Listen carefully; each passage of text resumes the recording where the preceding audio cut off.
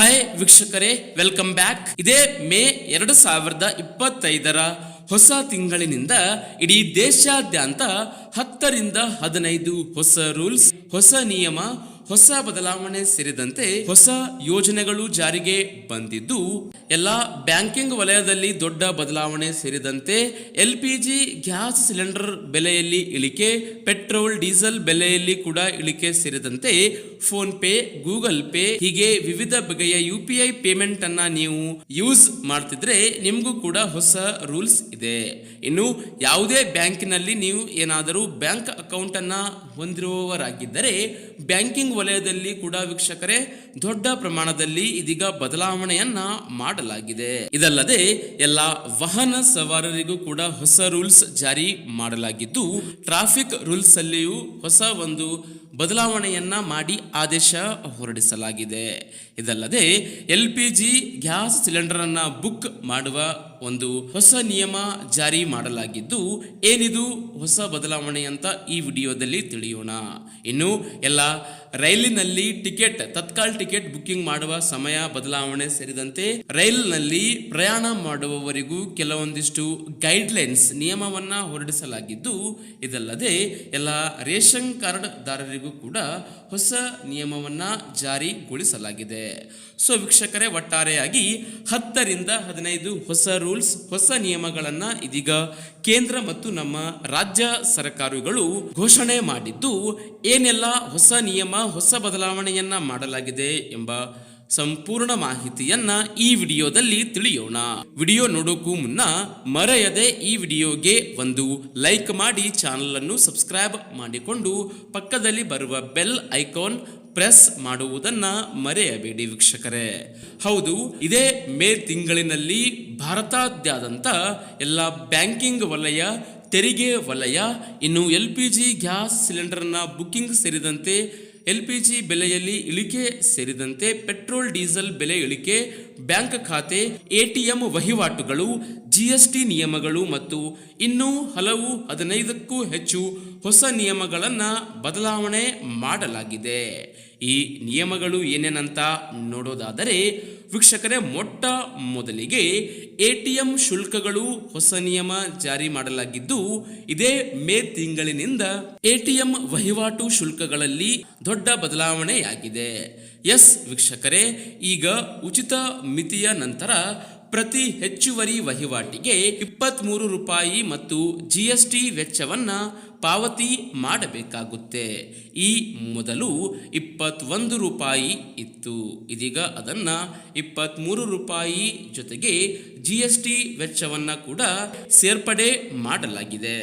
ಇನ್ನು ವೀಕ್ಷಕರೇ, ಬ್ಯಾಂಕಿಂಗ್ ವಲಯಕ್ಕೆ ಸಂಬಂಧಪಡುವಂತೆ ಮತ್ತೊಂದು ಹೊಸ ನಿಯಮ ಜಾರಿಗೆ ಮಾಡಲಾಗಿದ್ದು, ಈ ಮೇ ತಿಂಗಳಿನಲ್ಲಿ UPI ನಲ್ಲಿರುವಂತೆ ಬ್ಯಾಂಕ್ ಖಾತೆ ಸಂಖ್ಯೆಯನ್ನ ನಮೂದಿಸಿದಾಗ ಖಾತೆದಾರರ ಹೆಸರನ್ನು ಸಹ ದೃಢೀಕರಿಸಲಾಗುತ್ತದೆ.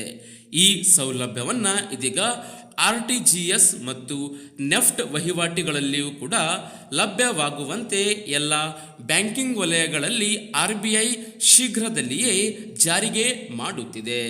ಇದರಿಂದಾಗಿ ತಪ್ಪು ಖಾತೆಗೆ ಹಣ ವರ್ಗಾವಣೆಯಾಗುವುದನ್ನ ತಪ್ಪಿಸಬಹುದಾಗಿದೆ. ಹಾಗೂ ವೀಕ್ಷಕರೇ, GST ನಿಯಮಗಳಲ್ಲಿ ಹೊಸ ರೂಲ್ಸ್ ಜಾರಿಗೆ ಮಾಡಲಾಗಿದ್ದು, ಇದೇ ತಿಂಗಳಿನಿಂದ GST ಪೋರ್ಟಲ್ನಲ್ಲಿ ಬಹು ಅಂಶ ದೃಢೀಕರಣ MFA ಕಡ್ಡಾಯವಾಗಿ ಮಾಡಲಾಗಿದ್ದು, ಈಗ ಲಾಗಿನ್ ಆಗಲು OTPಯನ್ನ ಕಡ್ಡಾಯವಾಗಿ ಮಾಡಲಾಗಿದೆ. ಎಲ್ಲ GST ಬಳಕೆದಾರರು ಮೊಬೈಲ್ ಸಂಖ್ಯೆಯನ್ನ ನವೀಕರಿಸಿಕೊಳ್ಳಿ ಎಂದು ಪ್ರತಿಯೊಬ್ಬರಿಗೂ ಸೂಚಿಸಲಾಗಿದೆ. ಇನ್ಮುಂದೆ GST ಪೋರ್ಟಲ್ ಅಲ್ಲಿ ಲಾಗಿನ್ ಮಾಡುವ ವೇಳೆಯಲ್ಲಿ OTPಯನ್ನ ಕಡ್ಡಾಯವಾಗಿ ಮಾಡಲಾಗಿದೆ ಎಂದು ಅಧಿಕೃತವಾಗಿ ಮಾಹಿತಿಯನ್ನ ಇದೀಗ ಕೇಂದ್ರ ಸರ್ಕಾರ ಹೊರಡಿಸಿದೆ. ಹಾಗೂ ವೀಕ್ಷಕರೇ, ನಿಮ್ಮ ಅಕೌಂಟ್ ಏನಾದರೂ RRB ಬ್ಯಾಂಕ್ ನಲ್ಲಿ ಇದ್ದರೆ RRB ಬ್ಯಾಂಕ್ ನಲ್ಲಿ ಅಕೌಂಟ್ ಹೊಂದಿರುವ ಪ್ರತಿಯೊಬ್ಬರಿಗೂ ಇದೀಗ ಬ್ಯಾಂಕ್ ವಿಲೀನವಾಗುತ್ತಿರುವುದು ಬಹುಶಃ ಗೊತ್ತಿರಬಹುದು.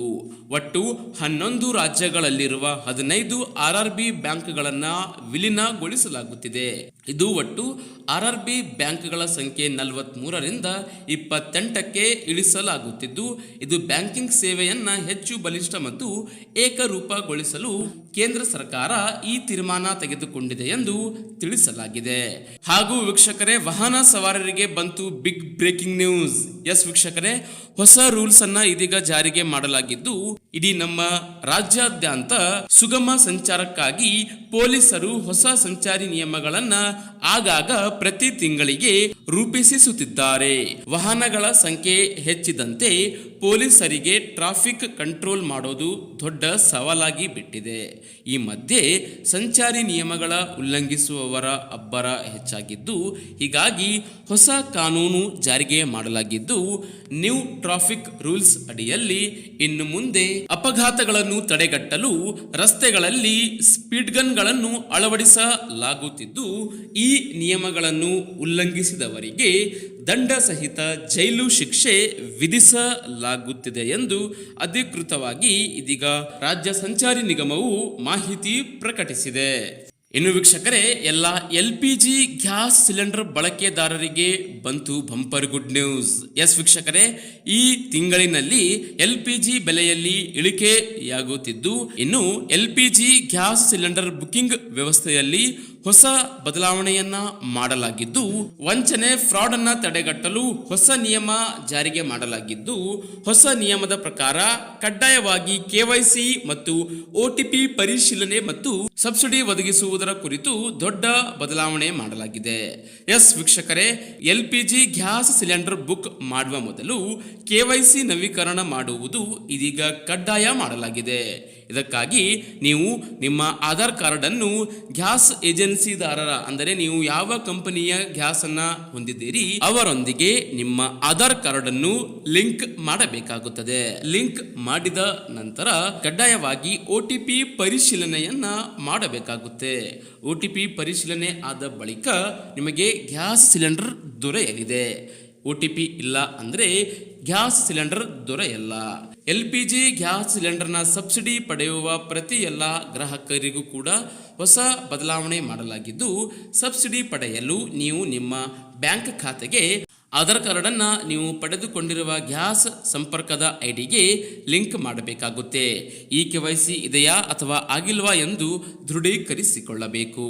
ಇದೆಲ್ಲ ಕಡ್ಡಾಯವಾಗಿ ಮಾಡಲಾಗಿದ್ದು, ಪ್ರತಿಯೊಬ್ಬರಿಗೂ ಅನ್ವಯವಾಗಲಿದೆ. ಇನ್ನು ವೀಕ್ಷಕರೇ, EPFO employees provident fund organisation ಅಡಿಯಲ್ಲಿ ಹೊಸ ಒಂದು ನಿಯಮವನ್ನ ಜಾರಿಗೆ ಮಾಡಲಾಗಿದ್ದು, ಇದೀಗ ಗುಡ್ ನ್ಯೂಸ್ ಅಂತಾನೆ ಹೇಳಬಹುದು.